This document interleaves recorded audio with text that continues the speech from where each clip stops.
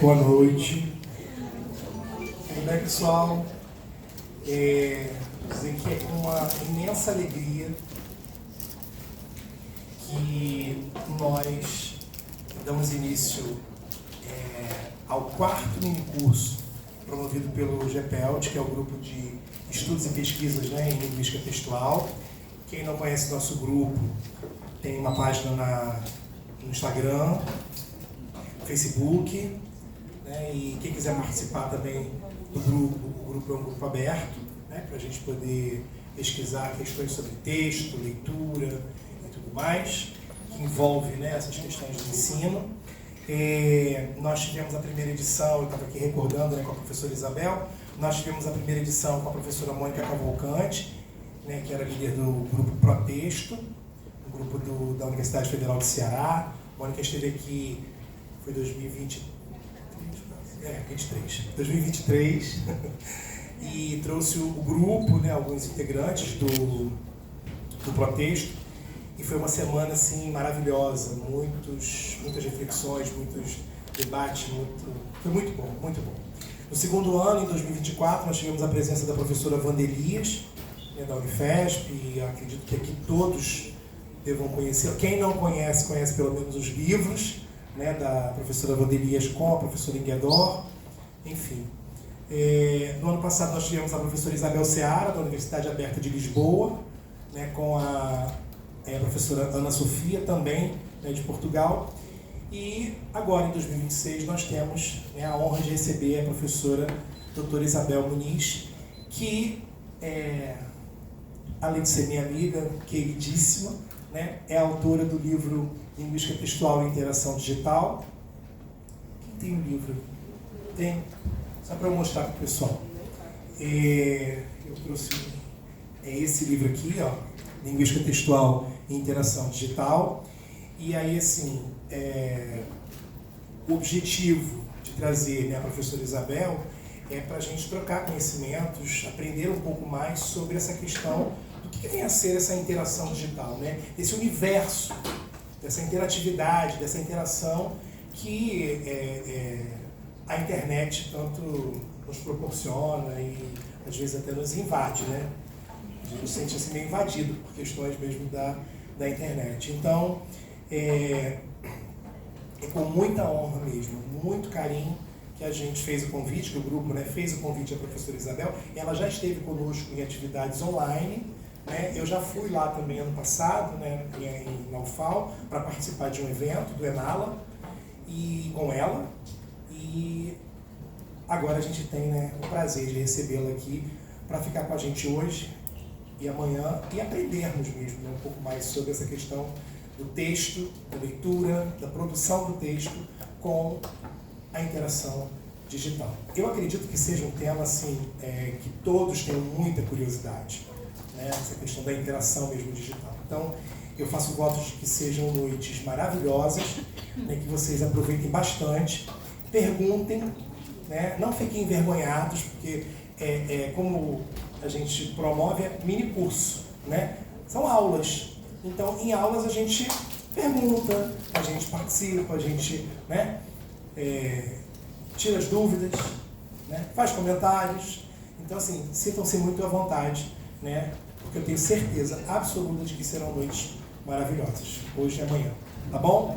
Eu vou fazer uma pequena apresentação da professora Isabel e em seguida eu já passo a palavra para ela, mas também quero dizer que a lista de presença ela está fixada aqui dentro e lá fora, tá? Pelo QR Code. Então, depois vocês, por favor, registrem lá a presença de vocês.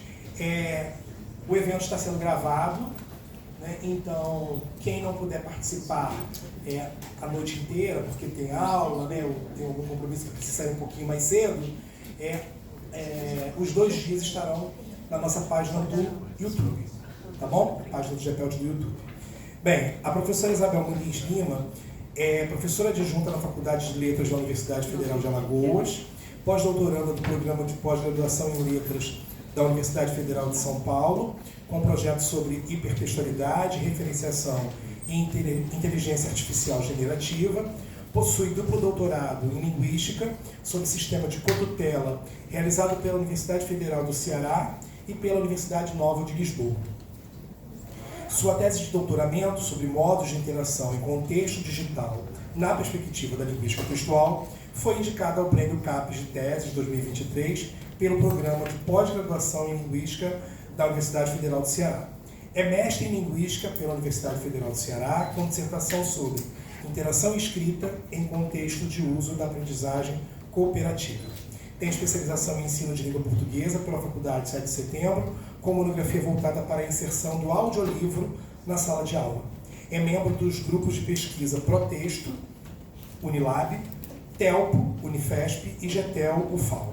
Atuou como professora efetiva de língua portuguesa na Secretaria de Educação Básica do Estado do Ceará e como professora temporária de língua portuguesa do Instituto Federal de Santa Catarina. Foi pesquisadora e elaboradora de material didático para a educação básica no Centro de Excelência em Políticas Educacionais, SEMP, da Universidade Federal do Ceará. E atuou como analista de qualidade pedagógica sênior em projeto de pesquisa do Núcleo de Excelência em Tecnologias Sociais no Instituto de Computação da Universidade Federal de Alagoas.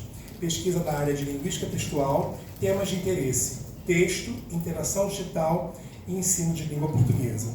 Então, como vocês veem, a professora Isabela tem total inserção, né, no tema, né, linguística textual e interação digital, e para além disso, que eu sempre gosto de registrar, ela tem a experiência na educação básica, né?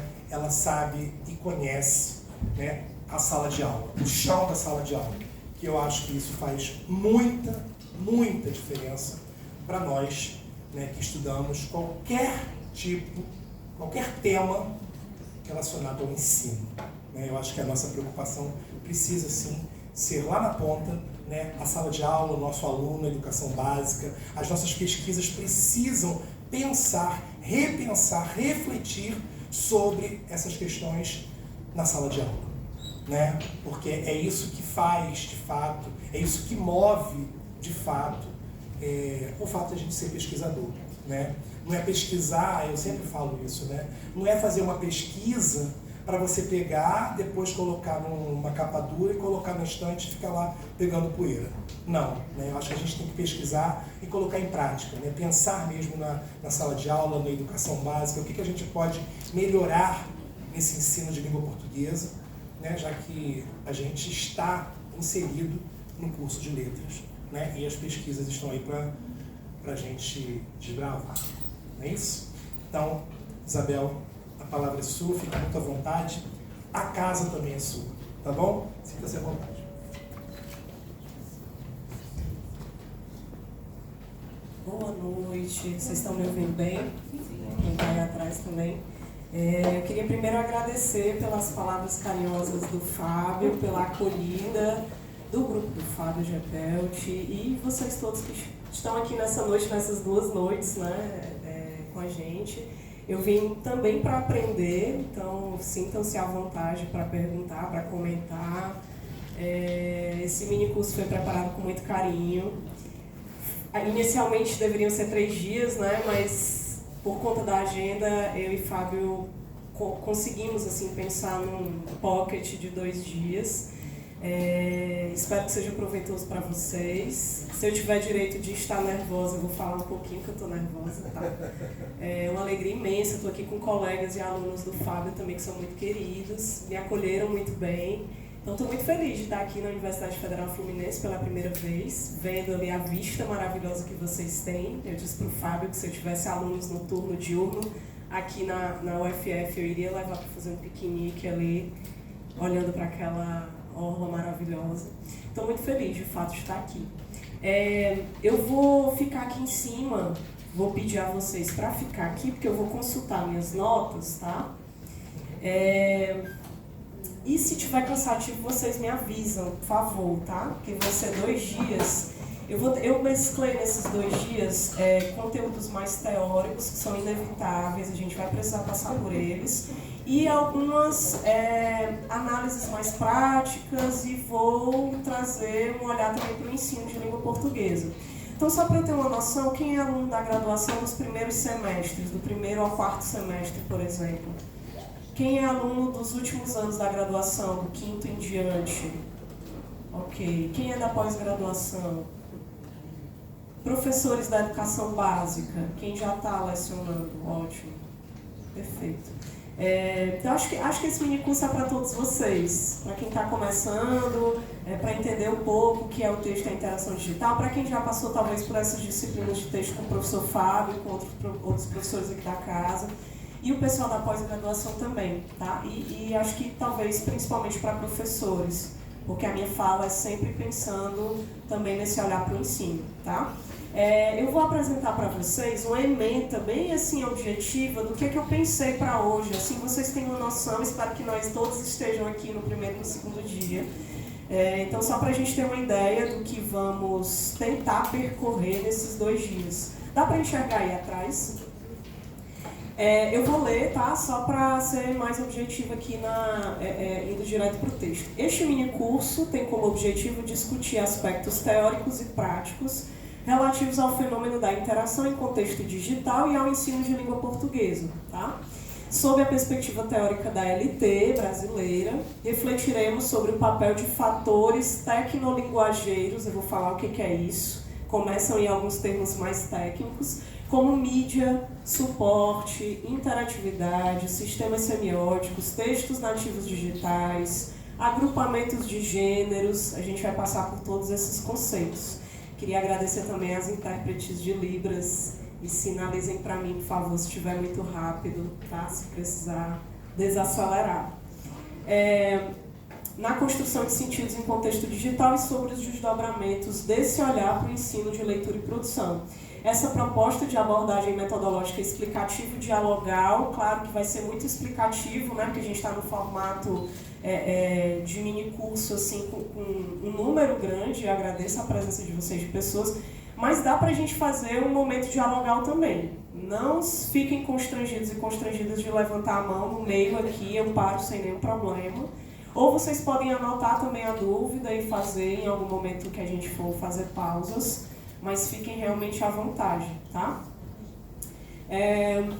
Ao integrar aspectos teóricos a reflexões práticas para o ensino de língua portuguesa, então essa proposta busca ampliar caminhos para que pesquisadores, docentes e professores em formação possam trabalhar com as práticas atuais, né, atuais práticas textuais nas interações em contexto digital, tá? Foi isso que eu pensei para hoje. O que eu previ? Vamos ver se a gente consegue passar por tudo isso, se der bem, se não der também a gente faz o que é possível, mas eu tentei caminhar por boa parte desse livro que o Fábio falou, Linguística Textual e Interação Digital. Esse livro é fruto da minha tese de doutorado, é a minha tese de doutorado revisitada, revisada e com um prefácio, um pós-fácio, prefácio da professora Mônica Cavalcante, o pós-fácio da professora Matilde Gonçalves, que foi minha orientadora na Nova de Lisboa, e tem um capítulo a mais também, e uma apresentação, que também não estava prevista, então tem todos esses elementos aí. Eu vou tentar fazer um percurso por ele, por boa parte dele, então por isso, assim, vocês vão ver talvez muito conteúdo. E eu tentei também condensar tudo isso em 2 dias, em 2 noites, certo? Então nós vamos ver hoje alguns conceitos. E aí quem tiver com caderno e quiser ir anotando para não cansar, para não dar sono, ou para evitar o cansaço, né? Acredito que muitos de vocês talvez trabalharam de manhã, de tarde. A gente vai passar por vários conceitos. Quem quiser anotar, eu sugiro que faça isso. Você vai se concentrar melhor, vai fixar melhor as acepções pelas quais a gente vai passar aqui hoje, tá? A interação em perspectiva interdisciplinar, a gente vai passar por alguns campos do saber e como eles pensam a interação, ainda não no digital. Depois vamos para a interação digital na perspectiva da linguística textual, sempre aqui é o meu lugar de fala, é esse. Fatores tecnolinguageiros para observar a interação digital, os gêneros e sua organização em agrupamentos. E aí, se der tempo, eu queria apresentar um relato de experiência em que eu aplico esses fatores numa atividade que eu fiz com alunos do ensino médio no Instituto Federal de Santa Catarina. Vou apresentar algumas indicações de leitura para vocês, para quem quiser se aprofundar, para quem quiser ver outras práticas pedagógicas em trabalhos que a gente já publicou, tá? E se der tempo a gente faz uma atividade de análise juntos, tá? A gente faz uma experiência aqui de análise juntos. Ok? Tá dando para me ouvir aí atrás bem? Então, vamos lá. Eu vou deixar para falar isso aqui amanhã. A gente vai continuar trabalhando outras temáticas, referenciação, interatividade, tecnotextos, e eu vou trazer mais outros exemplos para a sala de aula. Vou tentar fazer o máximo possível aqui de apresentação de práticas possíveis para diferentes contextos na educação básica, tá? E termino com uma proposta de link entre isso que eu vou apresentar para vocês hoje, que é fruto da minha tese de doutorado, com estratégias de produção textual de uma obra, dessa obra aqui, eu vou falar dela amanhã, organizada pela professora Wanda Maria Elias, envolvendo práticas textuais com inteligência artificial, que é um campo pelo qual eu tenho me interessado nos últimos anos, tá? E a gente faz uma nova atividade de encerramento, pensei nisso. Uma exposição dialogada teórico-prática e uma atividadezinha no final para a gente meio que sintetizar o que foi visto. Ok? Tudo bem para vocês? Então vamos começar. Então, nesse primeiro momento, eu vou fazer um percurso sobre a noção de interação em diferentes áreas, incluindo a nossa das ciências da linguagem. Mas passando pela sociologia, pela física, por outras áreas aí que a princípio não tem diretamente a ver com a nossa, mas que foi a partir daqui que eu comecei a pensar a interação. Nessa busca, nesse primeiro momento do estado da arte, nós vimos a noção de interação muito forte na área da sociologia e da antropologia, principalmente com Goffman, que é um sociólogo que vai pensar a interação a partir da presença, face a face. Desse momento, por exemplo, que está acontecendo aqui. Então, interação envolve o locutor, o emissor, mas numa encenação, num palco mesmo. E esse auditório permite visualizar bem essa encenação, porque fica uma pessoa aqui até mais alta, né, no palco, e um público que está ali colaborando nessa encenação. Passamos também pelas ciências da comunicação, porque como eu queria estudar a interação digital, eu precisava ver como a interação era vista com o pessoal da computação, né, como que a interação é vista lá. E aí entra um elemento importante, que é o computador, para as ciências da comunicação. E até chegar nas ciências da linguagem, mais especificamente na nossa área, linguística textual, e análise da conversação também, que é uma disciplina afim. Então, passei por essas áreas para poder entender esse conceito. Interação vem de interagere, do latim, tem a ver com mediação de um elemento com o outro. Guardem aí essas coisas, porque eu vou retomar isso quando eu for falar de interação digital, tá? Então tem a ver com agir e ter uma reação em troca, agir reciprocamente, tá? De um senso mais comum, é isso.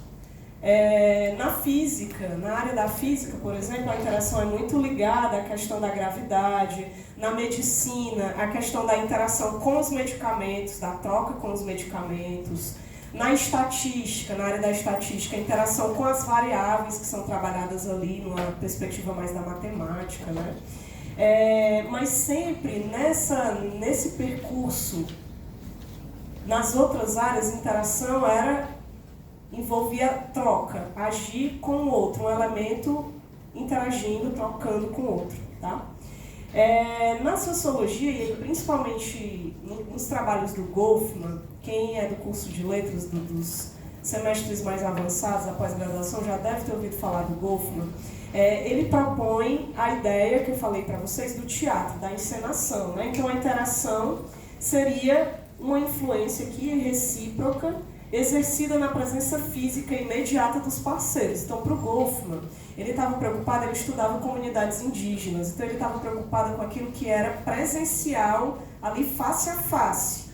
é diferente do que a gente faz no Instagram, né? As interações que a gente tem lá. Ele estava naturalmente preocupado com a fala, com a troca ali no mesmo espaço físico. Outros autores também da área da sociologia, da antropologia, estão ali à direita, né? Contribuição de Susan Phillips. Ela vai comentar sobre a importância do ouvinte em potencial e de como o próprio olhar gera sentidos nessa presença física. Agora que nós estamos em presença física e eu sei que vocês estão interagindo, porque vocês balançam a cabeça, estão olhando, anotam, né? Ninguém está falando nada, mas isso também faz parte do que o Goffman chama aqui de interação, tá? E a contribuição de Gregory Bateson com a teoria dos frames é a ideia de que a gente tem instruções psicológicas já gravadas na memória que fazem com que a gente saiba participar de uma interação sem as regras do jogo estarem explícitas. Por exemplo, nesse mini curso, ninguém disse quais eram as regras, mas vocês sabem que vai ter uma palestrante, que é quem vai tomar mais o turno da fala, e que vocês vão ficar sentados, né, numa troca que pode acontecer de acordo com o que a palestrante decidiu, né, ela falou no início que vocês podem interromper. Então, tem regras aqui de respeito, né, de vocês anotarem, de prestar atenção. Ninguém falou isso pra gente, mas essas regras estão aí. A gente sabe que elas existem porque existem frames, existem memórias das práticas sociais que a gente vive, que nesse momento aqui elas aparecem, tá? E aí o palco do Goffman, né? Os participantes, os atores principais, na perspectiva dele, ficam ali no centro da interação. Existem os participantes, nós todos aqui, para o Goffman, nós todos, tanto eu quanto vocês, estamos no palco principal. Porque vai ter hora que vocês também vão poder falar. E só o fato de estar aí ratificando, balançando a cabeça, olhando para mim, isso também faz parte dessa construção aqui. Então nós estamos no palco principal. Mas tem gente à volta, literalmente, né? Tem gente que passa ali no corredor, que fica perguntando o que é esse minicurso, o que está acontecendo. Ou então sabe o que é o minicurso, mas não vai poder participar. Tem gente que entra, vai dar só uma olhadinha e sai. Esses são os participantes não ratificados, que estão à volta. E é interessante porque quando a gente olha para as práticas digitais, por exemplo, no Instagram, daqui a pouco eu vou falar, como é que esses participantes aí curiosos aparecem nas práticas digitais. Indo aí para a área da comunicação, das ciências da comunicação, tem esses autores, Jensen, Macmillan e Chiozis, com os quais eu trabalhei, eles vão trazer, como eu havia dito, o elemento da máquina. Continua valendo para a gente pensar a interação que o Goffman colocou, da troca, do palco, da encenação. E vale lembrar isso, né? Estamos encenando. Eu estou encenando um papel de palestrante. Assim, quando eu chego em casa que eu estou com meu esposo, eu não sou assim, não. Quando eu vou para uma mesa de bar com o Fábio, eu também não sou assim. Aqui eu estou encenando um papel, e vocês também. De alunos, de participantes. E a gente joga esse jogo, né? Tem um acordo implícito que a gente precisa cumprir esses papéis para que essa prática aqui aconteça, tá? Eu estou falando isso porque é algo que o Goffman disse e que eu levo em consideração também nas interações digitais. Então entra o elemento da máquina. E aí é interessante porque para as ciências da comunicação existe uma diferença entre comunicar e interagir. Para eles, comunicar, para os autores com os quais eu lidei, né? Comunicar é unidirecional. Por exemplo, a televisão, o programa de televisão é um meio de comunicação, porque é unidirecional. Quem está ali apresentando o programa está falando, está apresentando os conteúdos e você está sentado passivamente assistindo, certo? Isso seria a comunicação. Na interação tem que ter troca dos dois lados, uma troca mais efetiva, em que você possa falar, em que você possa clicar, compartilhar, tá? Isso para as ciências da comunicação. Para nós da LT, esse conceito de comunicação aqui deles não faz sentido, porque para a gente o texto acontece em interação. Mesmo você lendo um livro sozinho no seu quarto, você está interagindo, está trocando ali com o locutor daquela obra, tá? Mas, embora isso não seja interessante para nós da LT, essa questão de pensar a diferença entre comunicação e interação, para a gente tudo que constrói sentidos é a interação. Mas existe uma categoria que eles usam muito, que foi valiosíssima para a minha pesquisa, que é a interatividade. Interatividade não é interação. Vou já falar o que é interação para a gente. Mas a interação está dentro dessa troca, desse processo de construir sentidos. E a interatividade é quando os participantes da interação podem efetivamente modificar o conteúdo que está ali. E a gente vai ver alguns exemplos mais na frente. Mas muito rapidamente, quando você abre seu Instagram e está ali olhando no feed as postagens, você viu uma postagem que te chamou a atenção e você curtiu. Clicou com um gesto, né? É um gesto efetivo mesmo. Você tem que ir lá com o seu dedo e apertar na tela do celular. Esse gesto indica altos níveis de interatividade. O fato de clicar e curtir uma postagem, ela representa alguma coisa. Inclusive, quanto maior o número de curtidas, maior o engajamento que essa postagem vai ter.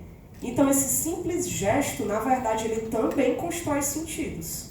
Ele aumenta o seu engajamento efetivo, prático, através de gestos mesmo, na interação. É isso que a gente está chamando aqui de interatividade. Eu vou voltar para esses conceitos. Eu estou passando por eles, assim, um pouco mais rápido nesse primeiro momento, porque foi de onde eu pensei, foi aqui das ciências da comunicação. E aí chegamos nas ciências da linguagem, com um filósofo, um pensador muito importante, tenho certeza que todos vocês já leram algum texto dele, que é o Bakhtin. Ou Bakhtin, né? Eu digo Bakhtin. E ele vai falar de interação, é o maior nome da nossa área para falar de interação. E ele vai dizer que a interação é a realidade fundamental da linguagem. É a realidade fundamental da linguagem. Não existe linguagem humana sem interação. Fora da interação, resta apenas uma casca linguística abstrata. Eu diria que nem isso. Então, o Bakhtin vai falar da interação e ele vai dizer assim, interação está em todos os processos de construção de sentidos. Inclusive, quando você, ali embaixo, está lendo um livro. Você está lendo um livro e está interagindo porque você está construindo sentidos com o que o autor disse, com o que você resgata da sua bagagem, da sua memória. Tá? Ele vai considerar, inclusive, ali no auditório social, que todo ato de linguagem é interação. Quando um bebê de alguns meses chora, ele está interagindo. Ou ele está com fome, está com medo, está sentindo uma dor. Então, o Bakhtin considera que já há uma interação. E embora seja um bebê, ele já projeta o interlocutor. Ele projeta alguém que vai socorrê-lo ali naquela situação, né? E aí, para Bakhtin, não faz sentido aquilo que eu falei lá das ciências da comunicação, de separar a comunicação como se fosse uma coisa unidirecional, da TV para você, como se fosse assim, um telefone sem fio. Isso não faz sentido para a gente das ciências da linguagem. Sempre há uma troca, né? E o Bakhtin é exatamente isso. Todo texto, na verdade, ele existe para que haja construção de sentidos, para que haja interação. Certo? Interação como construção de sentidos. Vocês devem lembrar desse esquema lá do ensino médio. Quando a gente vai estudar funções da linguagem, função conativa, emotiva, aí lá no livro didático tem esse quadro. Talvez não desse jeito, de um outro formato, né? E aí é um quadro que parece assim que a interação é toda bonitinha, né? Vai do emissor para o receptor, tem uma mensagem que é transmitida por um canal dentro de um contexto. Parece que é tudo lindo, assim, tudo funciona muito bem. Só que nesse fio aqui tem muitos ruídos, tem muitos subentendidos, tem propósitos que não são alcançados. Mas foi uma iniciativa do Jacobson de didatizar esse processo. Claro que é valioso o que ele trouxe, né? Mas sugere, embora eu acho que não era essa a proposta dele quando a gente lê o trabalho do Jacobson, mas sugere uma transmissão passiva unívoca. Vai de um para o outro, como se a interação fosse uma coisa assim, de um para o outro, quase como osmose, assim, perfeita, sem ruído. E a gente sabe que não é assim. Kerbrauer e Cani vai discutir esse quadro que a gente conhece do ensino médio e dizer, olha, emissor e receptor não são polos opostos.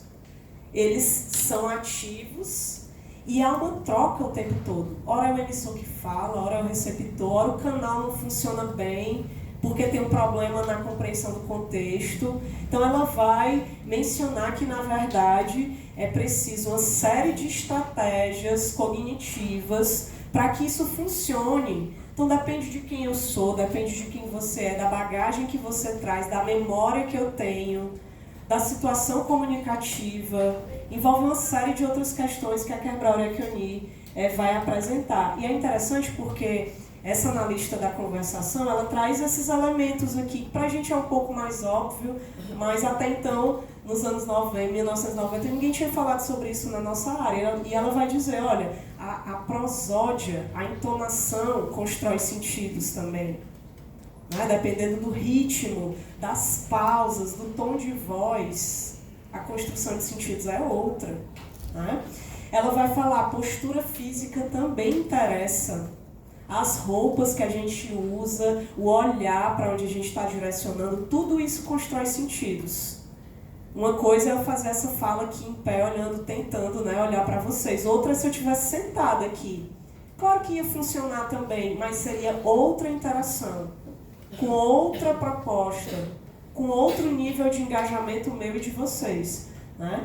E ela vai falar também que até os canais olfativos, táteis, têm a ver. Por exemplo, chegou um microfone para eu falar. Eu tinha pensado numa fala inicialmente para um grupo pequeno. Aí depois o Fábio disse, não, mas tem 80 inscritos. Aí eu pensei, eita, então talvez tenha que usar o microfone. E o microfone me deixa sem uma mão para poder mexer aqui nas minhas coisas. Então a interação muda. E tá tudo bem, né? Porque a gente precisa se adaptar. Afinal, não é aquele canal de comunicação lindo do Jacobson. A interação é isso mesmo. Mas veja, a Kerbrauer Echioni vai dizer que existem esses elementos que interferem na interação. E assim como o Jacobson, ela vai trazer aqueles personagens do teatro, da encenação, que estão no palco principal, que ela chama de receptores oficiais, os que estão, por exemplo, aqui no minicurso, inscritos, que sabem o horário do minicurso, que vieram aqui para isso. E aqueles que são espiões, ela chama de espiões, na tradução para o português ficou espiões. São os intrusos furtivos, né? Lembra aquilo que eu falei lá do exemplo do Jacobson? É aqueles que, sei lá, estão perdidos ali no corredor e sem querer entra aqui no minicurso e, sei lá, atrapalha a minha atenção e pergunta o que está acontecendo. Enfim, essa pessoa aí aleatória que não sabe o que está acontecendo. A gente vai ver como é que isso se dá nas práticas, nas interações digitais. É diferente, mas eles estão lá também, esses intrusos. E às vezes eles estão lá de uma forma até meio perigosa, fiscalizando o que você está fazendo, às vezes printando o que você faz para repostar em outro lugar, né? Então, às vezes, nas práticas sociais, a gente tem esses espiões em outras situações. O Vion, e eu acho que é o último que eu trago da análise da conversação, ele vai, assim como a Kerbrauer Echioni, mostrar que a interação precisa dessa troca, que ela é complexa, envolve uma série de fatores, como eu falei, né? O tom de voz, a roupa, o olhar. E ele vai fazer uma divisão, que eu não vou entrar em detalhes, mas ele vai trazer minúcias interessantes para pensar nessa troca sempre presencial, tá? Até aqui eu estou falando de trocas presenciais, face a face. Vai falar das trocas simétricas, que a gente tem o mesmo nível hierárquico, por exemplo, entre amigos, né?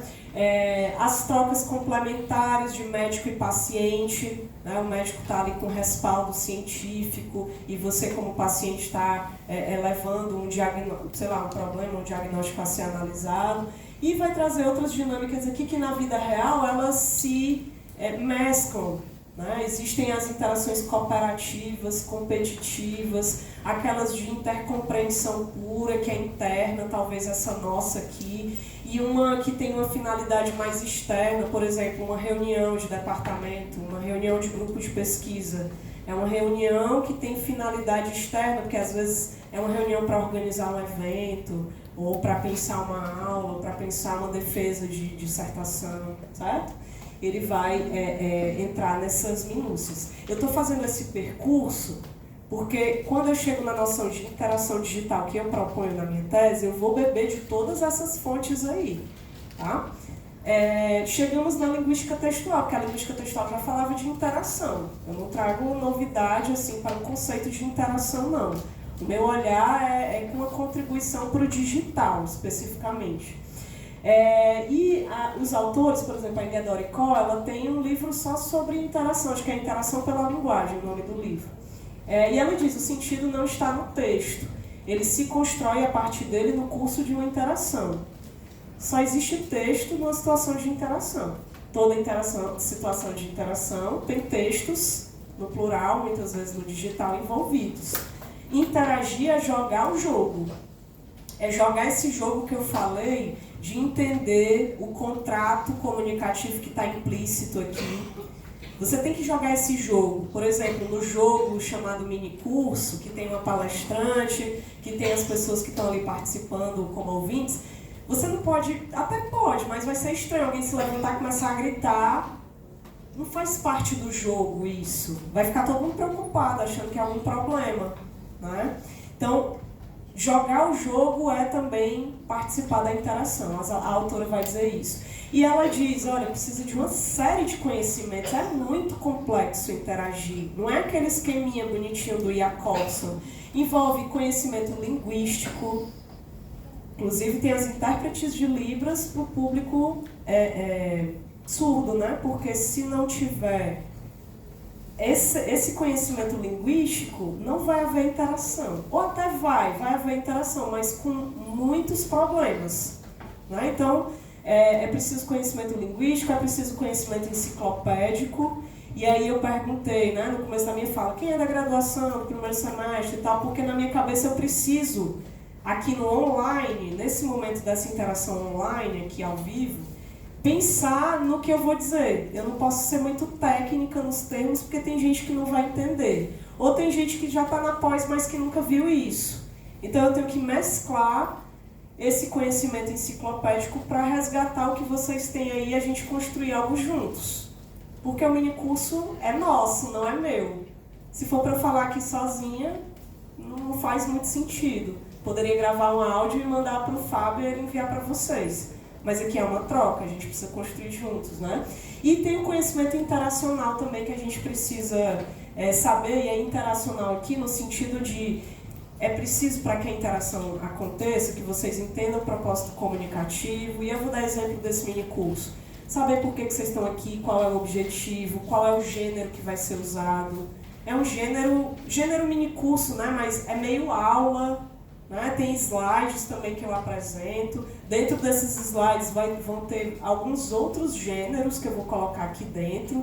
Então é uma mescla de modelos de texto que aparecem aqui. Né? Mas a gente precisa reconhecer esses conhecimentos para poder interagir bem aqui. Tá? Ok, entendido isso, eu vou para esse quadro. Vocês conhecem esse quadro? Quem já teve aula talvez de leitura e produção de textos, deve ter entrado em contato com ele. Vem desse livro aqui, Da Fala para a Escrita, Estratégias de Retextualização, do Luiz Antônio Marcuski, também um dos pais da linguística textual. Né? É um livro fininho, mas muito prático para quem é professor e para quem está nos primeiros anos do curso de letras, também eu indico. E Da Fala para a Escrita, né? O Marcuski, ele vai trazer esse quadro aí. Vou tentar aqui ampliar. Não interessa muito quem está lá atrás ver o que está aqui no meio, mas só entender o seguinte, o Marcuski propõe esse quadro, tem várias práticas comunicativas aqui diferentes que vão da fala para a escrita e do nível de muita formalidade para níveis mais informais. Então, por exemplo, a gente vai da conversação, que é mais informal, até os textos acadêmicos, as dissertações e teses, que são super formais, passando aí por outros gêneros que estão no meio disso, o bilhete. Na verdade, nem são gêneros, porque ele não traz só modelos de texto aqui, ele não traz só gêneros, traz práticas textuais mais amplas. Ele fala das atas de reunião, das entrevistas, de noticiários de TV, de uma série de práticas que caminham pelos dois. Por exemplo, no noticiário de TV, ele é falado, mediado por uma televisão, uma mídia, um suporte também, mas tem um texto escrito, que foi preparado antes. Assim como a minha fala aqui. Ela é oral, ela está aqui na fala, com alto nível de formalidade, ou um nível de formalidade médio, porque eu posso também fazer umas oscilações aqui, falar umas gírias, umas expressões regionais, e acho que não vai ter problema, mas um nível de formalidade alto. E eu tenho as minhas notas, porque eu trouxe um monte de colinha aqui que eu preciso olhar, que foram fruto de escrita, de momentos de escrita que eu precisei para elaborar esse mini curso. E estou o tempo todo me remetendo também a isso aqui, que é escrito também. Então a gente parte daqui para pensar, e no digital? Porque no digital não é só fala escrita, não. Tem imagem, tem som, tem algoritmos que contribuem ali para o que está acontecendo. Onde entra nesse quadro esses outros elementos? Foi nessa direção que vieram as reflexões da minha tese, que gerou esse livro. Eu trouxe um print aqui, não sei se dá para ver aí. No Instagram, a gente pode deixar a nossa conta pública, qualquer pessoa vê, acessa, pode ser nosso seguidor ou não. E nós podemos também, tem uma função lá de deixar isso privado. Você colocar o seu perfil privado. Então, para que uma pessoa acesse o teu conteúdo, ela tem que pedir autorização e você tem que aceitar. Né? Então, aqui é interessante porque a gente começa a ver o que os autores da sociologia falaram, mas numa outra perspectiva. Por exemplo, o uso de contas privadas limita aquele espião que pode chegar ali no corredor e entrar aqui, nessa prática textual que nós estamos, ele não pode fazer isso numa conta privada. Então a gente já vê outros elementos mexendo aqui quando vamos falar do digital. Mas tem também os espiões que aparecem na nossa conta quando ela é aberta, quando ela é pública. O seu perfil no Instagram aberto, qualquer pessoa pode ver os seus stories. E, inclusive, o próprio Instagram permite que você veja quem viu as suas postagens. Então você sabe os espiões que estão lá. Muitas vezes a gente abre o nosso Instagram para ver quem viu, só para ver se tem espião lá. Né? Se tem aquela pessoa que você excluiu, que você não gosta, que fica direto te stalkeando.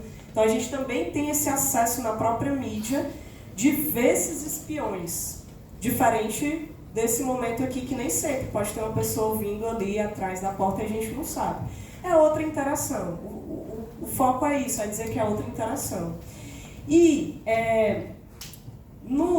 nas práticas textuais online, o fim de um texto é diferente de uma prática como essa. Essa prática aqui, esse mini curso, tem um fim temporal.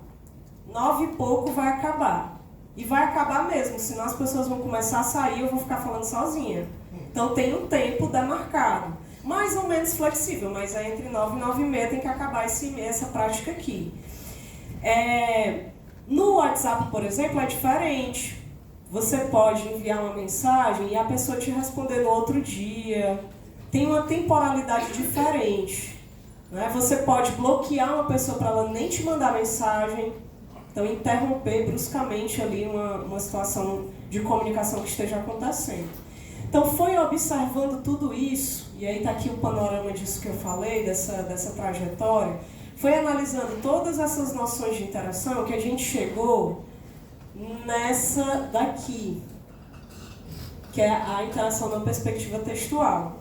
A gente pensou, tudo isso que os autores mencionaram, das ciências da comunicação, da sociologia, da própria área da gente, dos estudos da linguagem, da LT especificamente, são muito relevantes, mas a nossa ideia era trazer elementos para pensar as práticas digitais.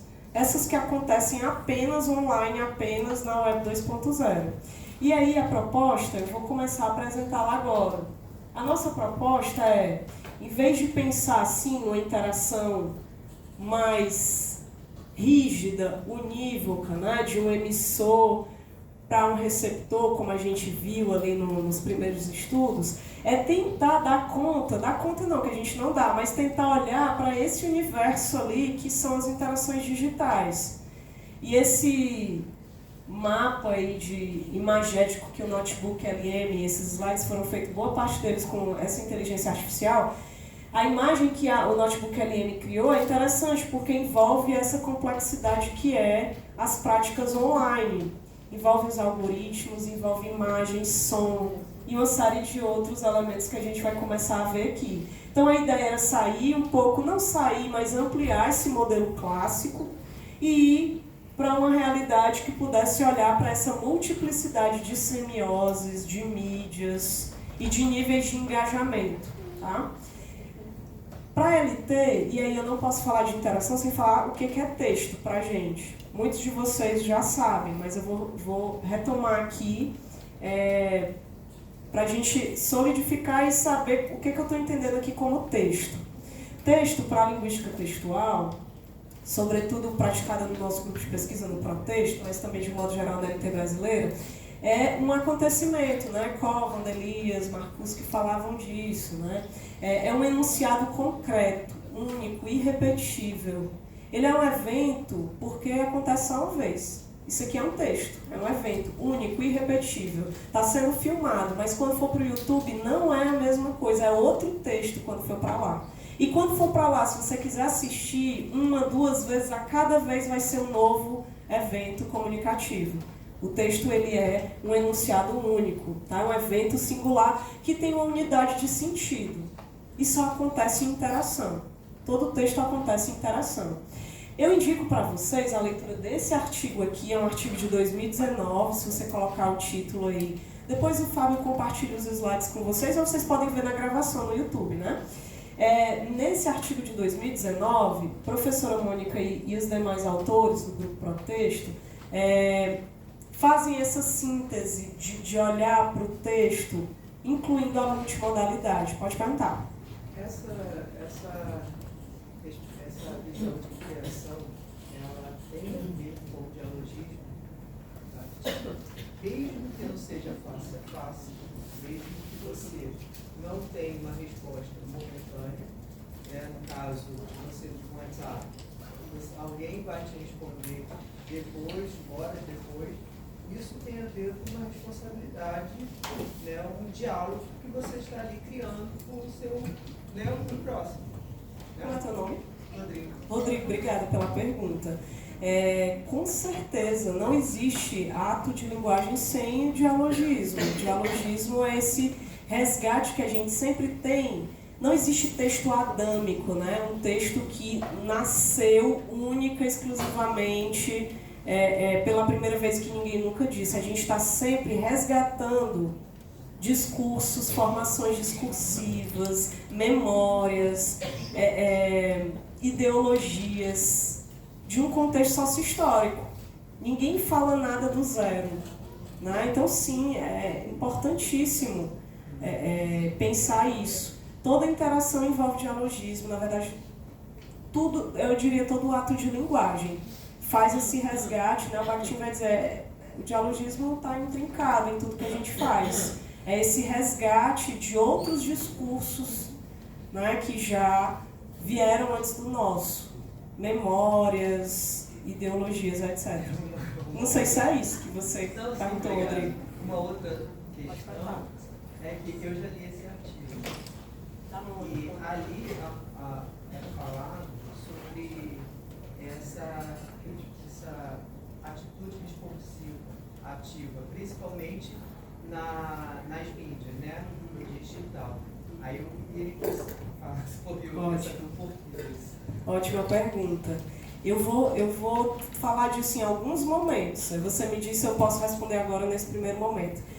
Toda interação tem atitude responsiva, de acordo com o Bakhtin, porque a gente está sempre num processo de construção de sentidos. Então, se eu estou lendo um livro, digamos assim que seja o nível mais baixo de engajamento efetivo, vamos pensar assim.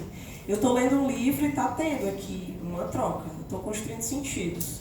Mas o que eu estou falando de engajamento aqui no digital é com gestos mesmo, de clicar, de pegar o teu dedo e ir lá na tela e clicar.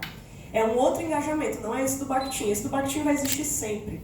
Porque quando a gente está construindo sentidos, A gente resgata memórias e a gente está numa atitude responsiva. Não existe um eu sem um tu. Então tem que ter essa atitude. Mas o que eu vou mostrar para vocês aqui, que tem a ver com interatividade, é um engajamento, é esse que você está dizendo, mas ele também envolve um gesto tecnolinguageiro. Curtir é um gesto tecno, porque envolve... Você tem que ter, por exemplo, se for falar do Instagram, você tem que ter uma conta, você tem que ter internet, aí você tem que fazer a conta para entrar. Então tem toda essa parametalha aí técnica para você entrar na sua conta no Instagram, acessar os conteúdos que estão lá e com o seu dedinho ou com a caneta, clicar com o mouse, se você tiver no computador também pode, clicar curtir uma postagem. É esse nível de engajamento que eu estou falando aqui quando eu falo de engajamento efetivo nas redes. É um engajamento com gesto tecnolinguageiro. Certo? Eu vou voltar a falar disso. Aí você me diz se eu tirei sua dúvida. Tá bom? Obrigada também pela pergunta. Importantíssimo que o Rodrigo está colocando aqui para a gente. Então, indico esse artigo, que foi quando os autores falaram do texto como essa unidade de sentido, mas incluíram sistemas semióticos. Olha, não dá para pensar em texto só no verbal. O não verbal também constrói sentidos, os gestos também, né? Os sons também. Então isso foi importante para a nossa pesquisa. O meu doutorado começou em 2018, o artigo é de 2019, foi uma época em que a gente já estava conversando sobre a interferência dos sistemas semióticos. Eu vou já falar o que é isso, mas é imagem, som, fala, é isso aí, tá? Como essas formas de construir sentidos colaboram nas práticas textuais. Eu trouxe até uns trechos dessa, eu vou avançar um pouco, mas do que os autores mencionam aí, né, do texto como unidade singular, já tinha falado para vocês. Isso aqui é importante, todo texto tem uma orientação argumentativa. Não é que todo texto tem argumentos e vai defender uma tese, mas todo texto tem uma dimensão argumentativa. O que é isso? Todo texto tenta mudar as suas formas de ver o mundo. Esse meu texto aqui, esse mini curso, né, esse texto que a gente está construindo, ele é predominantemente expositivo, né? Expositivo dialogado. Eu não estou defendendo necessariamente uma tese, eu não estou com argumentos aqui. Não é bem isso, embora às vezes eu vá trazer algumas menções da minha tese, que o nome é o mesmo, né? Mas existe uma tentativa minha de mudar os modos de ver, pensar e sentir de vocês, mesmo na minha fala expositiva.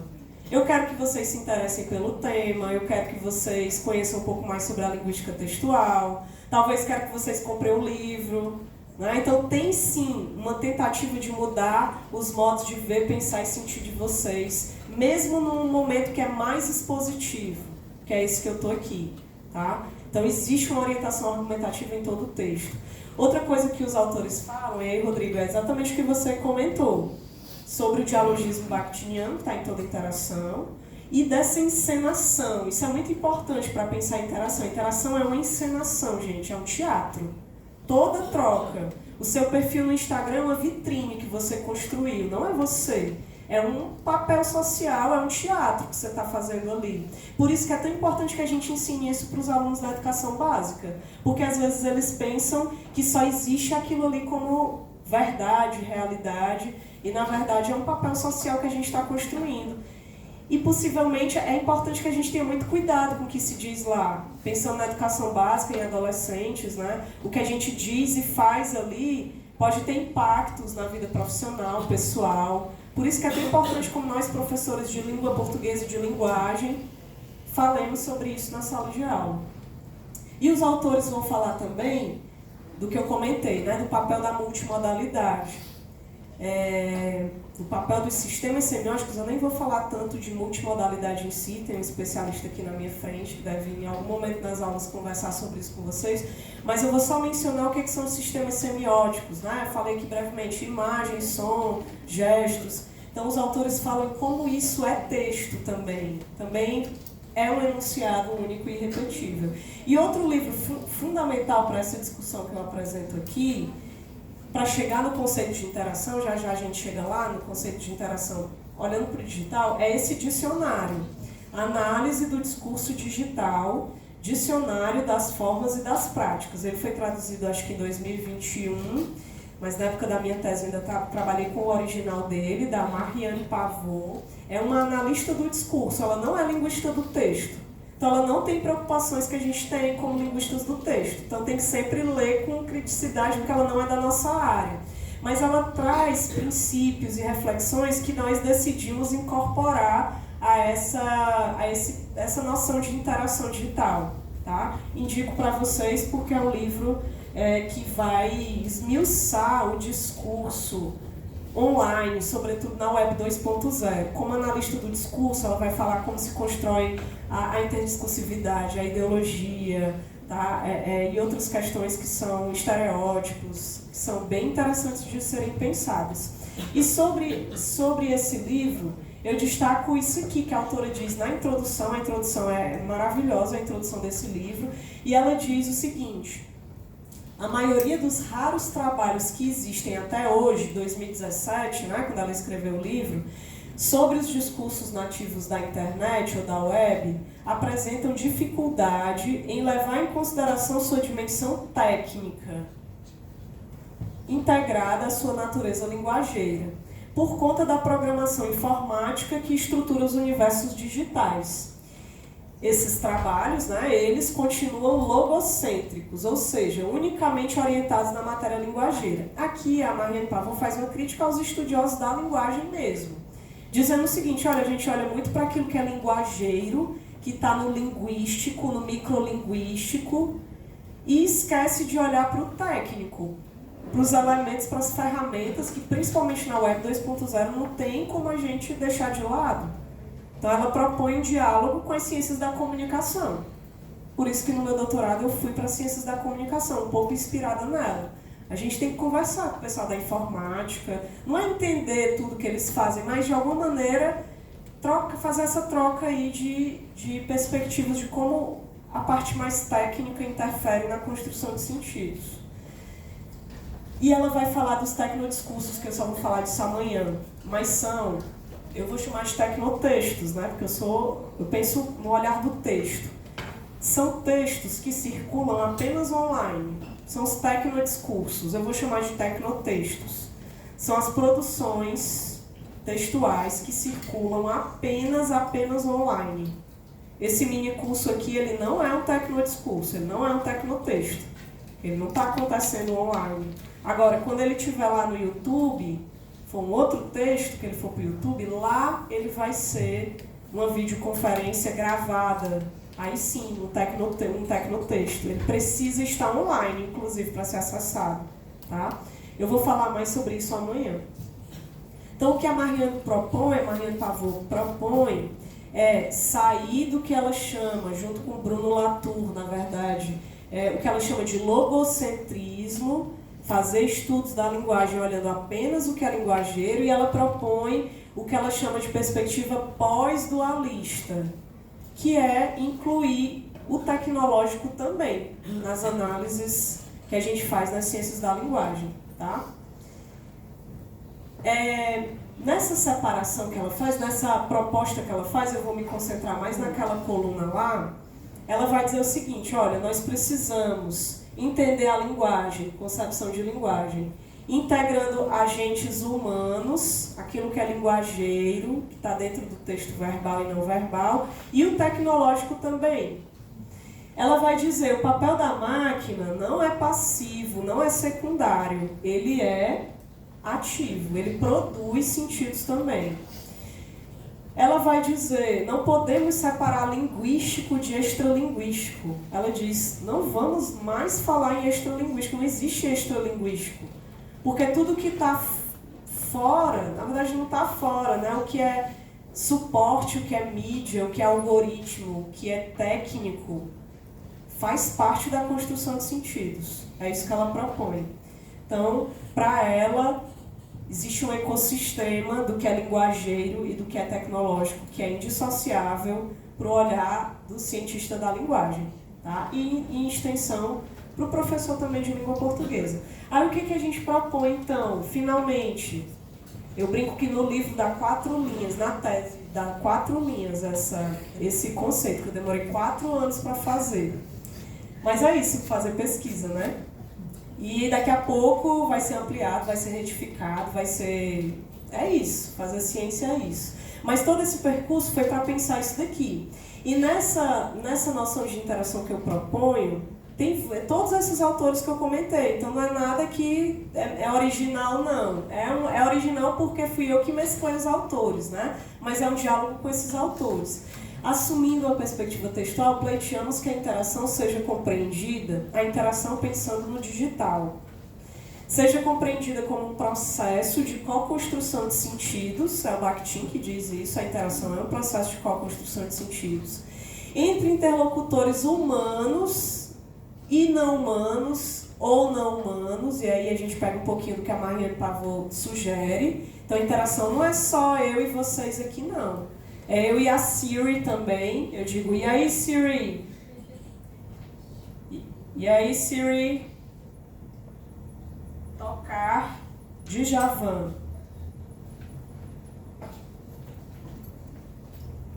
Ela não tá afim hoje. E aí, Siri? Tocar Djavan. Hoje eu não tô afim de interagir com você, não. Eu interajo com a máquina. É um sistema de algoritmos que reconhece a voz. Demorou, né? É falho. Eu tive que aproximar, repetir 3 vezes, porque não é o nível ocular, como o Jacobson mostrou. Tem todo um processo, você tem que estar com o celular, tem que ter um suporte específico, que eu já falei várias vezes esse aí Siri para ela, então ela já reconhece. Como Alexa? Né? Essa aqui é a Siri, é tipo a Alexa. Tipo Alexa. É. A Siri é da Apple, acho que a Alexa é da Amazon. É o mesmo sistema. Aí como é que fala? E aí Alexa? Não, Alexa. Aqui eles indicam pra gente dizer, e aí Siri? Eu não sei se eu Mas é reconhecimento de voz também. É o mesmo sistema. É o mesmo sistema. Alexa é minha amiga. Cuidado. Parece que ela sabe. Pois é. Eu e ela. Eu converso com o chat GPT, às vezes. Pergunto várias dicas. Vou pra Niterói, o que posso fazer lá? Aí dá um monte de dicas. Eu pergunto, Alexa, o que você acha disso? Ela diz. Sempre te elogiando, sempre colocando você lá em cima, porque ela quer que você continue interagindo com ela. Porque se ela te critica, você vai desistir de usá-la. Né? Tem isso também. Mas veja, eu interajo com um não humano. E como que eu vou dizer que isso não é texto? É texto. É um pedido, vou chamar assim o nome desse gênero, pedido de música. Tem vários, esse gênero ele circula em vários espaços, mas aqui no online eu preciso que o celular esteja perto de mim, eu preciso estar conectada à internet, senão não funciona, no modo avião não adianta, ela não vai me responder. Né? E tem toda uma série de elementos técnicos que eu não sei explicar e não me interessa saber como linguista do texto, mas que está aqui trabalhando um monte de processos informáticos para que essa música seja tocada enquanto eu estou dirigindo, porque eu faço isso quando eu estou dirigindo. Esqueci de ligar, eu digo, e aí Siri, tocar Djavan, aí ela coloca a música. Sempre encenado, é um processo sempre encenado, é um teatro. É um teatro, isso é muito importante para a gente falar para os nossos alunos, é uma encenação. E que acontece de diferentes modos em função de uma combinação de aspectos. Então a gente vai ter diferentes modos de interação em função de um conjunto de aspectos, que é esses aqui que eu proponho. Não são só esses, existem muitos outros, todos aqueles que a Kerbra Oreconi falou, que eu mostrei, todos os do Vion, mas eu proponho para olhar para o digital esses 4 aqui, sobre os quais eu vou tentar falar ainda hoje, tá? Então, a interação é isso aqui, tá? É um processo de co-construção de sentidos, envolve o humano, o não humano, envolve os bolts, às vezes a gente vai marcar uma consulta, fica falando com o bolt, ele fica errando e a gente diz que quer marcar o exame e ele pede outra coisa, né? Mas é um processo de interação que está acontecendo. Pode falar. Professor, ali tem co-construção de sentidos entre interlocutores humanos e não humanos. Em um processo de deep learning da IA, eu já posso considerar que tem interação entre duas inteligências artificiais que não são humanas, e o humano tem interação mesmo sem um humano, que eles estão se comunicando e aprendendo juntos. Como é teu nome? Diniz. Diniz. No nosso livro de texto e inteligência artificial tem um capítulo que os autores falam dessas IAs que conversam entre elas, não é isso que você está falando? Isso, Elas isso. mesmo trocam. É um processo de interação, mas veja, por mais que sejam elas ali simulando uma encenação, porque para ser texto tem que ter o elemento cognitivo, tem que ter o humano, tem que ter memória, tem que ter consciência. Existe uma programação que foi feita para essas IAs por um humano.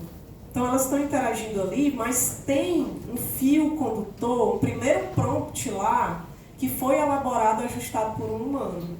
Então é sim um processo de interação, uma simulação de uma interação linguageira, mas que eu entendo que ela é fruto de uma programação humana que foi feita antes.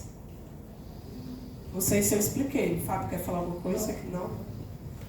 Acho que é por aí, Diniz, mas assim, não temos ainda muitas respostas. Tem um livro, eu vou falar sobre ele, eu não lembro se hoje ou amanhã, Texto e Inteligência Artificial, que vai ser lançado no nosso workshop no próximo mês. E tem um capítulo que discute um pouquinho sobre isso, mas só para dizer assim, né? São discussões que estão começando agora na nossa área. Na nossa área, porque outras áreas já estão estudando isso há muito tempo.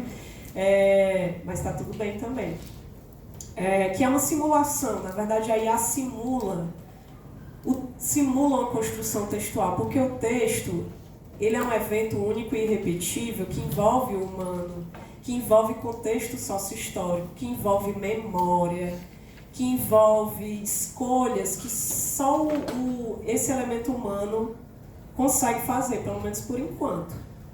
Tá? Então, acho que é isso. É muito interessante essas... Como é que você chamou essa conversa entre as duas IAs? O Deep Learning. Deep Learning. É isso.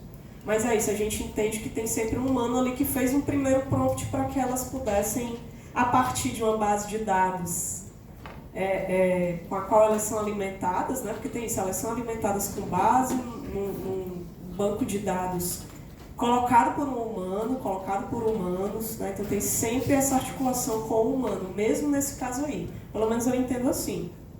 Tá?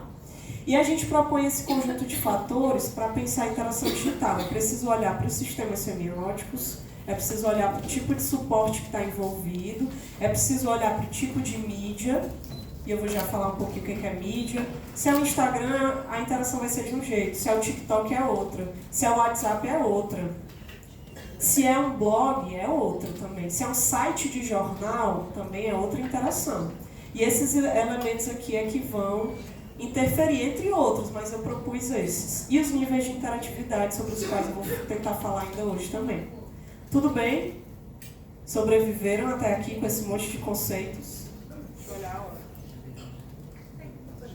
Podemos prosseguir? Ok, então vamos lá. Antes de falar sobre esses elementos, é importante, na linguística textual, lembrar disso daqui.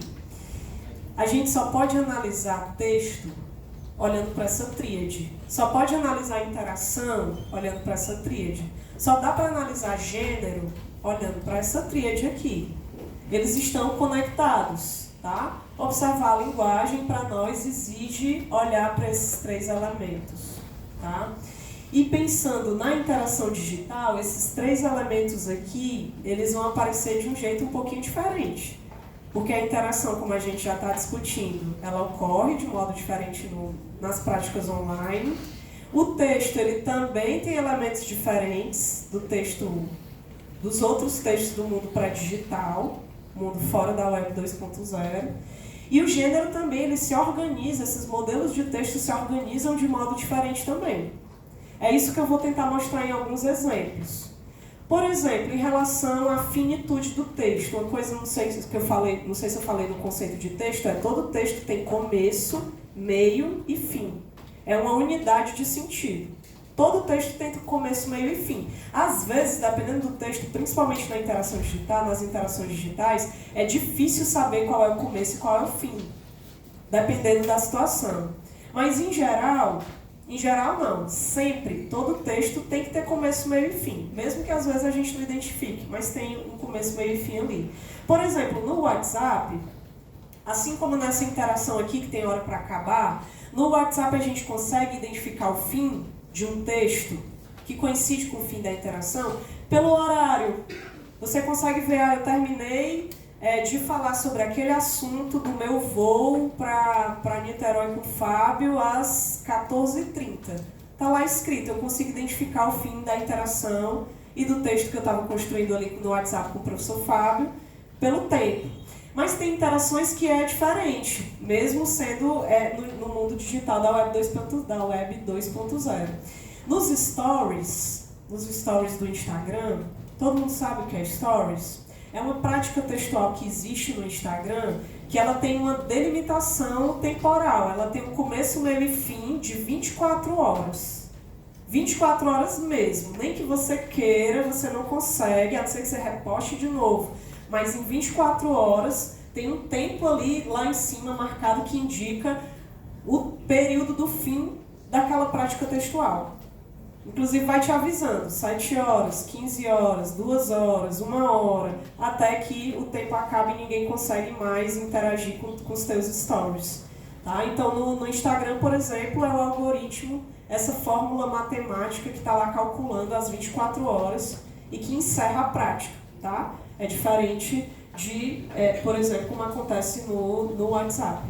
No Google Docs, já usaram o Google Documentos? É uma ferramenta, e aí eu passo já para ti, é uma ferramenta em que você escreve um texto colaborativamente, se você quiser. Excelente para isso, inclusive, porque o Google Docs, inclusive, grava na memória dele o que cada um escreveu. Então é uma interação bem interessante. E você pode colocar comentários do lado, dizendo o que você achou sobre o que foi escrito. E no Google Docs existe um gesto tecno-linguageiro, tecno porque só pode acontecer online, só pode acontecer lá no Google Docs. E linguageiro porque envolve ato de linguagem. É um gesto que você pode terminar a interação. Tem um Vzinho lá que você clica, e quando você clica aparece marcado como terminado. Acabou a interação naquele momento ali. Acabou aquela troca que você estava fazendo na mensagem com, sei lá, o teu colega com o qual você está produzindo um artigo. Então, no Google Docs, o começo, meio e fim, no caso do fim, é marcado por um gesto de clicagem. Clicou ali e acabou. Inclusive, acho que nem dá para voltar. Né? Se voltar, é uma outra interação que vai acontecer. Então, eu estou falando dessas práticas, e aí eu passo para ti, para ilustrar como aquela tríade texto, interação e gênero, ela é um pouquinho diferente nas práticas digitais. Pode falar. Você falou que o story tem uma morte programada, mas, por exemplo, se eu coloco o meu story no destaque, ele continua. E as pessoas ainda teriam como interagir curtindo, por exemplo. Acho que não tem mais como comentar, mas tem como curtir. Verdade. Então essa programação... Mas aí é uma outra interação. Ok. É outra interação. Tanto é que você deu até o nome, destaques. É outra interação. Até a gente diz, é o story que foi para o destaque, mas não é mais essa prática aqui específica. É uma outra prática. Muito interessante você ter dito isso. Se você quer que esse tempo permaneça, joga para os destaques. Joga para uma outra interação. Inclusive, são outros botões, né? Para você ir até os destaques. Não é mais clicando lá na sua foto. Para ver os stories da gente, você clica na nossa foto. Para ver os destaques é na bio, lá embaixo. É uma outra prática, tá? Muito interessante. Certo? É outra interação. São muitos elementos, né? Pode falar. Só aproveitar, né? À vontade. Eu sou o Renan. É porque, por exemplo, nessa questão específica do story, a gente consegue ver, por exemplo, quem acessou, né, quem assistiu nossa história por 48 horas. Depois dessas 48 horas, só ficam ali quem curtiu justamente esses stories, entendeu? E isso também reflete muito sobre isso que você está falando, sobre essa questão, essa dinâmica da ferramenta técnica, né? De como evoluiu isso, de como, por exemplo, antigamente no Facebook tinha a curtida e era muito estranho, assim, por exemplo, postar, hoje a minha mãe faleceu e 100 pessoas curtiram que a minha mãe faleceu, sabe? Era uma questão, e aí o layout, né, da rede social se reformulou. Hoje eu posso curtir, eu posso amar, eu posso dar força, eu posso ficar triste. né? Então é muito importante ver como é que essas ferramentas também elas vão influenciando nas nossas relações, né? Nessas nossas interações. Então, por exemplo, hoje eu posto um story e, sei lá, eu vou ver nos arquivados, eu já nem lembro mais quem viu, mas eu sei quem gostou, quem amou, entendeu? Então, dependendo das pessoas, não eu no caso, isso faz muita diferença, né? Nessa questão afetiva, também sentimental, relacional, que também estão em jogo nessa interação digital, né? Esses nossos sentimentos humanos também, que a gente vai projetar nessas questões técnicas também. Perfeitos exemplos, muito obrigada. Você me fez lembrar daquele símbolo do WhatsApp, que é os 2 Vs azul. Sim. Você sabe que a pessoa leu. É relativamente recente, não é algo que existiu desde o início. E pode ser um inferno isso. Porque você pode mandar a mensagem para a pessoa, ver que ela leu, que chegou e ela não respondeu, faz um dia que ela não responde. Aí você pensa tudo, tá com raiva de mim, não quer mais saber, enfim, é irresponsável. Aí você cria projeções e às vezes a pessoa esqueceu. Ela viu ali, estava ocupada e esqueceu. Mas veja como o gesto tecnológico ele é importante, ele constrói sentidos. Eu fico aqui pensando um monte de coisa. Né? Então cabe com esses exemplos maravilhosos que você trouxe. E é isso, as mídias elas vão adaptando as ferramentas em função do nosso uso. O Twitter, inicialmente, se eu não me engano, era 80 caracteres. Twitter, né, que é X agora, X, Twitter, X, eu chamo de Twitter, junto com a Jana Viscardi, que chama assim. Eram 80 caracteres, só que as pessoas começaram a usar muito e viu-se que era pouco. Aí aumentaram, acho que para 144. Depois viu-se que estava usando muito e colocaram as threads, né? Não sei se é assim que pronuncia. Aqueles fios. Aí agora você pode fazer fios de 144 caracteres. Então, as práticas vão evoluindo em função dos usos. Mas elas são importantes. Uma coisa é eu mandar um tweet com 80 caracteres, outra com 144. Outra com fio em que eu posso colocar vários tweets ao mesmo tempo. Inclusive, as autoridades usam o Twitter para isso, né? Usando essas ferramentas. Então, como ignorar isso como analistas do texto? Não dá para ignorar as ferramentas, a gente tem que considerá-las também, tá? Obrigada, Renan. Esse é um exemplo que eu usei no livro, que é uma revista. Tá ali deixa eu ver se eu consigo colocar o vídeo. São 30 segundos lá no YouTube. Tem que dar um play aqui.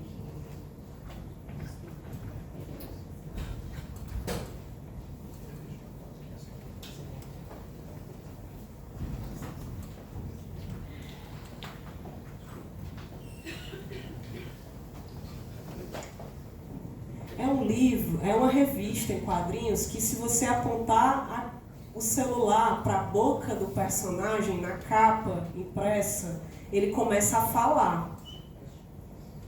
Esse é um exemplo muito interessante desse hibridismo. Só dá para você ter acesso a essa interação se você tiver o celular que lê QR Code, hoje todos leem, né? Que lê QR Code, e você precisa estar conectado à internet para que essa interação aconteça. Então, um exemplo desse hibridismo. Não sei se vocês lembram do Kaby Lame, ele ficou muito famoso, influenciador senegalês italiano, que ficou muito famoso da época da pandemia. E virou, várias figurinhas apareceram com ele, vários GIFs. Tem um GIF muito famoso que é esse, que ele aponta o óbvio. Veja, é só um gesto. O GIF é só isso. É só o gesto. Então veja a importância do sistema semiótico gestual. Né? E para contextualizar, era um gesto que indicava, isso é óbvio. É claro que é assim. Né? Mas só pode ser circulado se você tiver internet, se você tiver WhatsApp, porque essa figurinha ela circulou apenas no WhatsApp. Então você precisa estar conectado à internet para ter acesso a esse tecnotexto, tá? Essa prática textual. Veja como a semiose é importante, né? A semiose, no caso aqui, dinâmica, porque tem um movimento, mas a gente tem também no WhatsApp a possibilidade de usar o som, na verdade a fala. A gente pode gravar um áudio O som que eu estou falando aqui é mais vinhetas, instrumentos musicais, o sonoro é nesse sentido. Mas a fala a gente pode gravar um áudio. Você pode usar emojis também e figurinhas estáticas. Veja, o imagético e os sistemas semióticos constroem sentidos, é inegável, a gente não pode deixar isso de lado. Então, essa tríade que eu falei no slide anterior, para analisar textos, a gente precisa analisar interação e gênero. Para analisar gênero, interação e texto. Essa tríade aqui, ela ganha um plus na interação digital, porque os textos, eles têm características próprias, que a gente vai ver amanhã. Esses tecnotextos que circulam na Web 2.0, eles têm características muito específicas. A interação digital, ela precisa olhar para aqueles 4 fatores que eu propus. E os gêneros, eles precisam ser observados tendo em vista uma espécie de agrupamentos. Eu vou dar exemplos disso daí. O gênero raramente aparece isolado nas práticas digitais. Quando você está no Instagram passando feed, tem sempre uma propaganda que aparece ali, tem uma caixa de comentários, né, com textos que circulam. Então, os gêneros aparecem agrupados. Então, essa tríade ganha um upgrade. Hoje a gente vai ver, já vimos a interação, eu vou apresentar os fatores para vocês, se der tempo, e vou apresentar um exemplo de como olhar os gêneros agrupados nessas interações digitais. E amanhã a gente vê os tecnotextos, tá? Para fechar aí essa tríade. Que hora é essa, como a gente diz no Ceará? 7h35. Então dá tempo de eu avançar aqui antes da nossa pausa do lanche. Tudo bem? Posso avançar? Ok. Vamos então entender os 4 fatores que eu propus, né? São esses aqui. O que é a mídia? Depois eu vou trazer um exemplo de cada um. Vou falar de... Pode falar. Pode perguntar. Não é bom. O Web 2, obrigada. A Mariane Pavô traz a Web 2.0. É essa das redes sociais. Tu sabe, Eduardo, qual é a 3.0 e a 4.0? São internets que focam em outras questões. Na Dark Web, a 3.0, a 4.0 já envolve, acho que, questões de inteligência artificial, mas a 2.0 é essa das redes sociais. É essa que veio trazendo Facebook, Instagram, essa dos anos 2010. É para elas que a Mariane Pavô olha e que eu olho também. Tá? Obrigada pela pergunta. Eu fiquei falando sobre isso e me expliquei, né? Mas é essa das redes sociais, de 2010 para cá. Do TikTok, né? Dessas aí que a gente diz, Snapchat e outras. Tá? Bem, vamos então para esses 4 fatores, começando pela mídia. O que eu estou chamando de mídia? É todo meio tecnolinguageiro. Vou usar muito esse termo, tecnolinguageiro. Envolve tudo que envolve tecnologia e linguagem. Envolvendo aquilo que é imagético, aquilo que é sonoro, gestual, tá? Tudo isso é o que eu estou chamando de linguageiro. E tecno, tudo que tem a ver com os aspectos tecnológicos, as ferramentas da mídia, os algoritmos, toda essa parte técnica. Então a mídia é um meio tecnolinguageiro que configura os processos de co-construção de sentidos entre interlocutores, organizando a produção e recepção de textos, fazendo-os circular e associando-se às possibilidades de interatividade. Pessoal, mídia são as redes sociais, o que eu chamo de mídia são os sites, a mídia televisiva, a mídia radiofônica, a internet é uma mídia, os aplicativos são mídias. É isso tudo aí que eu estou chamando de mídia. Tá? Outros autores vão especificar, mas mídia para mim de um modo geral, assim, todos esses sistemas tecnolinguageiros que permitem circulação desses textos. Então o Instagram é uma mídia, o TikTok é uma mídia, o site do jornal Brasiliense é uma mídia e por aí vai. Tá? O WhatsApp é uma mídia. O suporte, que é outro aspecto que eu proponho que deve ser observado, depois eu vou mostrar por que a gente precisa olhar para cada um deles. O suporte é a materialidade física mesmo. O Marcuski fala sobre isso, o Luiz Antônio Marcuski. É o mesmo conceito que ele traz, é o locus físico. Então isso aqui é um suporte, esse passador, né, que ele interfere na interação. Uma coisa é dar esse mini curso sem isso daqui, e outra é eu ter que ou pedir alguém para ficar passando os slides, ou eu tendo que ir lá. Isso aqui também interfere na interação. É um suporte, é algo físico, material, tá? O computador é um suporte, o celular é um suporte, o relógio inteligente é um suporte, tá? Tudo que é físico mesmo, nessa dimensão dos sentidos. A interatividade, como eu tentei explicar antes, é um conceito complexo, eu vou sempre repetir, falar dele aqui. É todo o processo de engajamento efetivo na interação. É todo gesto de controle do conteúdo. É todo gesto que envolve uma troca muito rápida nas interações digitais. É todo gesto de troca dialogal, tá? Quanto maiores os níveis de interatividade, mais engajamento mesmo gestual, de cliques, de digitação, de envolvimento mesmo de gestos, você vai ter na interação. É isso que é interatividade, tá? Vou trazer exemplos. E os sistemas semióticos é essa malha híbrida de linguagem, são os sistemas de linguagem humana. A gente tem o escrito, o sistema semiótico escrito, o imagético, o sonoro, o oral, o gestual. A gente precisa olhar para isso daqui para analisar textos em contexto digital. É essa a proposta que eu faço, tá? A gente precisa olhar para essas 4 lentes. Então eu já mostrei para vocês, né? A mídia são as redes sociais, os sites, os aplicativos, a mídia impressa, a mídia radiofônica, televisiva, tá? Não é um canal neutro, é sim uma produção que precisa ser levada em consideração, porque em função das ferramentas que ela permite, você vai ter interações diferentes, tá? É isso. O suporte, eu trouxe uns exemplos aqui também. Uma coisa é você acessar o Instagram pelo computador, você fica bem limitado, não dá para fazer postagens muito, não sei nem se dá para fazer postagem. Tem alguns cliques, algumas ferramentas que você não consegue acessar pelo computador. De um modo geral, você só consegue ver os conteúdos ali do feed, daquela página principal que fica rolando. Então, há limitações quando você acessa determinadas práticas textuais pelo computador, tá? Pelo tablet também é outra interação, então eu proponho que a gente olhe para esses suportes, porque uma coisa é você acessar um vídeo pelo seu tablet na vertical e outras você colocar na horizontal. Se for um filme da Netflix, por exemplo, e você está com o seu tablet na vertical, a tela vai ficar pequena, as letras da legenda também, a interação vai ser outra.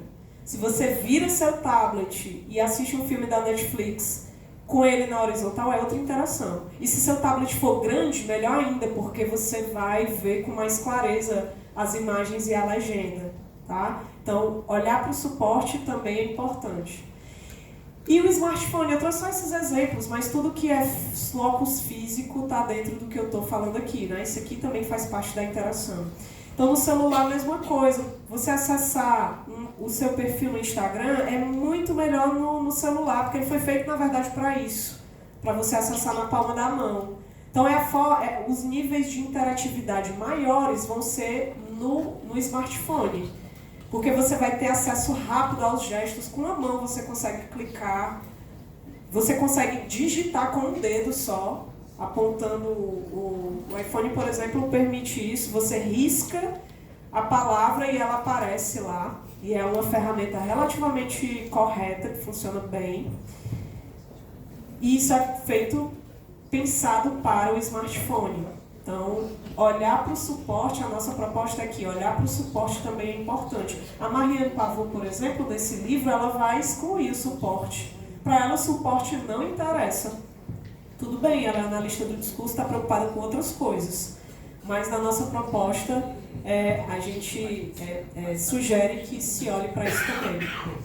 Os níveis de interatividade, então, é como eu tenho tentado explicar, essa capacidade de agir direta e ativamente no processo de construção de sentidos, mas com gestos tecnolinguageiros. Então, por exemplo, o WhatsApp, ele tem uma ferramenta que é relativamente recente, assim, dos 5 anos para cá ou menos, que é a de editar o que você disse. Eu não sei se vocês pegaram o tempo que não dava para editar. tinha muitas catástrofes nos grupos de WhatsApp. Muitos erros que o corretor ortográfico fazia e que era um problema. Ou você passava vergonha, dependendo da situação, ou estava tudo bem porque era seu amigo, ria e estava tudo certo. Mas era um problema isso. Ou você jogava uma mensagem no grupo errado, que é o pior de tudo. Você joga no grupo errado e aí o problema que sugere. E aí acho que, né, como o Renan comentou, a própria mídia vai vendo que isso gera um problema e vai criando recursos. E aí ela criou o recurso de apagar. Tinha um apagar que durava só um tempo. Tinha uma coisa assim. Primeiro surgiu um apagar que ficava só um tempinho. Você só podia apagar dentro de um tempo. Acho que era isso. Se passasse esse tempo, já era, ficou lá a mensagem no grupo errado e você escolheu mandar alguém que está no grupo, por exemplo. Depois apareceu a opção de apagar a qualquer hora, né? Acho que é isso que vale hoje. A gente pode apagar a mensagem a qualquer hora. Apareceu também a função de imagem de visualização única. Você quer mandar um nudes, não quer se comprometer, aí você manda com visualização única, que a pessoa vê e depois ninguém vê mais. Né? Inclusive tem políticos usando para fins bem complicados, né? Isso daí como a gente tem visto nessas últimas CPIs. E isso é uma espécie de controle do conteúdo, você poder apagar, você poder editar a mensagem, você poder ajustar. Quando a mídia te permite isso, você está diante de altos níveis de interatividade. Tá? O WhatsApp permite isso, o Instagram permite que você edite um post, apague um comentário. No Instagram, se você não gostou de um comentário, você pode apagar. Esse gesto indica altos níveis de interatividade da interação. O caráter dialogal também indica altos níveis de interação. Se a mídia te permite troca dialogal, espaço de comentários, ela vai ter altos níveis de interação. Tem perfis, talvez de influenciadores, pessoas importantes, que eles limitam os comentários. Limitam ou só para quem tem o selinho de verificado, ou só para os próprios amigos, mas eles limitam. Veja, um alto nível de interatividade. Ele pode controlar quem comenta ou não. Tá? Quanto maiores essas possibilidades de controle através de gestos tecnolinguageiros, maiores os níveis de interatividade. E a sincronicidade, que é super importante. Quanto mais rápida a troca dialogal, maiores os níveis de interatividade. Quando um post, sei lá, de um tema polêmico, de um escândalo de corrupção política, aparece no Twitter, os algoritmos, muitas vezes, as fórmulas são programadas para que isso se espalhe. Quanto mais se espalha, mais as pessoas vão curtir. E quanto mais rápido elas curtem, mais rápida aquela postagem vai chegar em outras pessoas. Se ninguém curte, a mensagem não vai gerar viralização, ela não vai ser tão acessada. Então ela vai ter baixos níveis de interatividade. Tá? E para as práticas textuais online, quanto mais rápido você fizer a troca, melhor. Tanto é melhor que quando a gente vê no WhatsApp que a pessoa leu, que está lá os Vzinhos azuis, e a pessoa não responde, a gente se chateia. Porque a gente quer altos níveis de sincronicidade. Você quer que a resposta seja dada o mais rápido possível. Que é algo também que a gente precisa discutir com os alunos. Porque a vida não precisa ser acelerada assim também, não. Isso aqui não pode nos dominar. Isso é importante, tá? Temos tempo para ver esse exemplo? Temos. Eu trouxe um exemplo para ilustrar essa questão dos altos níveis de interatividade com um filme que na época que eu estava fazendo o doutorado estava disponível na Netflix, acho que não está mais. É um filme curtinho, mas que a narrativa é você que escolhe como é que ela vai ser desenrolada. Eles chamam de filme interativo. O nome é sugestivo, porque lembra interatividade, né? Eu trouxe só um print de tela que eu fiz eu mesma assistindo e eu mesma escolhendo os caminhos que eu queria para a narrativa, só para vocês terem uma ideia. Deixa eu ver se... já foi.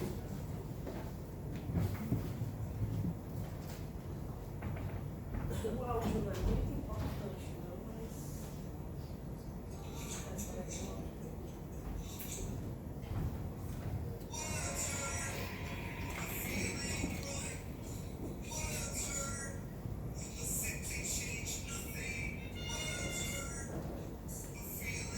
A vida desse rapaz ela é decidida por você. Se ele pescou na prova, se não pescou. Em função disso, ele vai virar um alcoólatra ou não, ou vai ser alistado no exército. Você escolhe para onde quer que o personagem vá.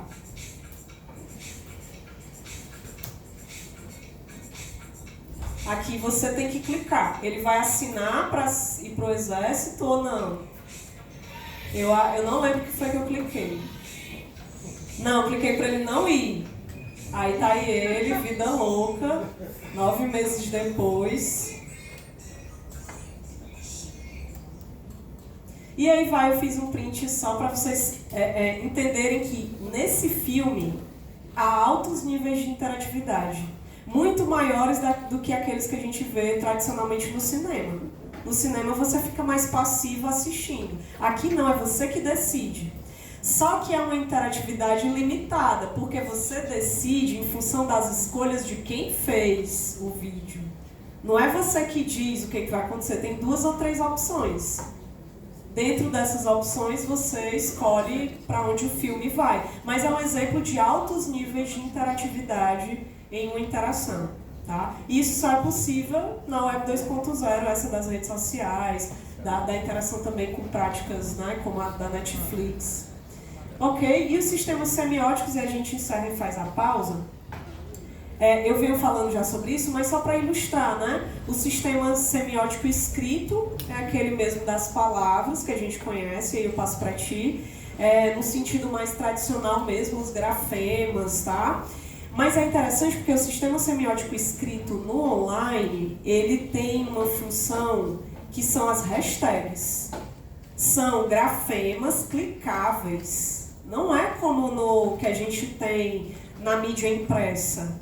E essas tecnopalavras, como o termo que a Mariane Pavão usa, elas operam outros sentidos. Você clica na hashtag, você é levado para o conjunto de textos que acontecem ali e que ampliam o que você está assistindo, lendo, tá? Isso não pode ser ignorado. As imagens são fundamentais na interação digital. No WhatsApp, a gente usa o tempo todo emojis, figurinhas. Tem pessoas com as quais eu só falo por figurinha.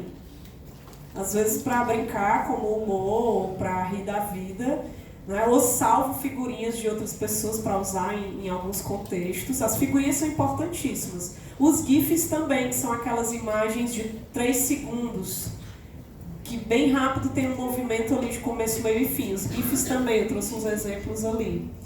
O sistema semiótico oral no WhatsApp ele é fundamental, é até uma tentativa de chegar perto da troca dialogal face a face, né? Mas ela tem um nível de sincronicidade muito baixo, porque você manda um áudio e não necessariamente o outro vai responder imediatamente, ele pode responder no outro dia, tá?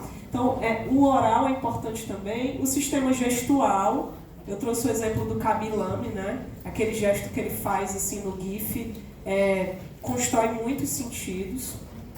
E o sonoro. O sonoro tem mais a ver com instrumentos musicais, aqueles, quando a gente está ouvindo podcast, normalmente tem os sons de começo, de pausa, de finalização. São esses sons aí, fora do canal fônico, os outros sons que existem, é o que eu estou levando aqui para o sistema sonoro, tá? Tudo que é vibração acústica, alerta, esses sinais que chegam no celular, né, de notificação, esses pings aí também entram aqui no sistema semiótico sonoro. E é importante levar isso em consideração. Eu silenciei todos os sons porque eles estavam me incomodando, estavam atrapalhando as interações da minha vida, estavam gerando questões de saúde mental. Então eu vou lá e apago. Então eu não posso ignorá-los. Se eles levam você a um ponto de interferir na sua vida diretamente, então é preciso considerar também quando a gente está analisando esses textos online, tá? É isso. Aqui tem um panorama, né, para a gente comparar, mas vou me concentrar ali só para a gente fixar esses conceitos, né? A minha proposta é que se considerem esses elementos aqui ao olhar para as interações no contexto digital, tá? Mas são exemplos que a gente já viu, ok? A gente vai fazer a pausa agora e depois eu volto. Lembra da tríade lá, né? Texto, interação e gênero. Falei já da interação, da proposta que eu tenho de olhar para esses 4 elementos. E aí depois do intervalo a gente vai ver como esses gêneros se organizam nessas práticas, tá bom? Obrigada pela atenção, não fujam, comem, mas voltem para cá, por favor.